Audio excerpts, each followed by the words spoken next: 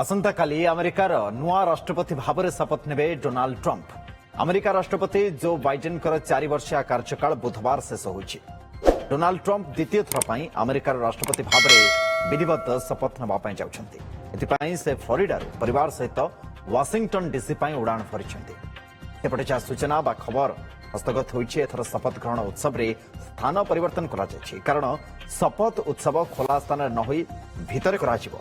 पाणीपाग विभाग द्वारा जारी करा जायथिबा ठंडा सतर्कता जोगु ट्रंपकर शपथ ग्रहण उत्सव स्थान परिवर्तन करा जायछि।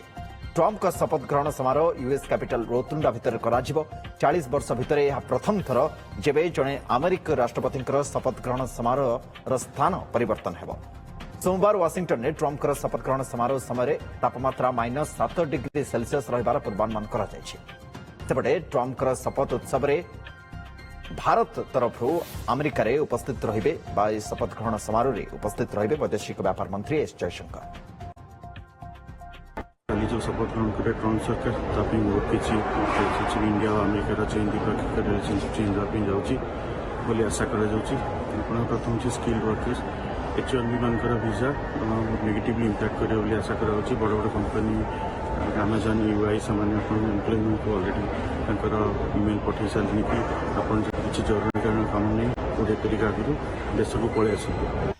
ट्रंप का आगे अनेक आह्वान अच्छी गोटाए हूँ इमिग्रेशन पॉलिसी से संपर्क में निष्पत्ति नहीं पारती। प्रथम दिन में ट्रंप के विरुद्ध विभिन्न गण संगठन माने विशेषकर महिला मान संगठन माने विक्षोभ कर सारी। तेणु विश्व में जो बड़ आह्वान जे इमिग्रांट मानक सी जो अधिकार तांकर संकुचित करेंगे ये आशंकार विरोध होउची। तेणु आशा कराउची जे से कठोर इमिग्रांट पॉलिसी ग्रहण करेंगे। तेणु तार प्रभावटा नेगेटिव हो पारे मध्य, कारण जो इमिग्रांट माने काम करुछन्ति कम मजूरी काम करुछन्ति जो फायदा होची अमेरिकन कंपनी मानकर।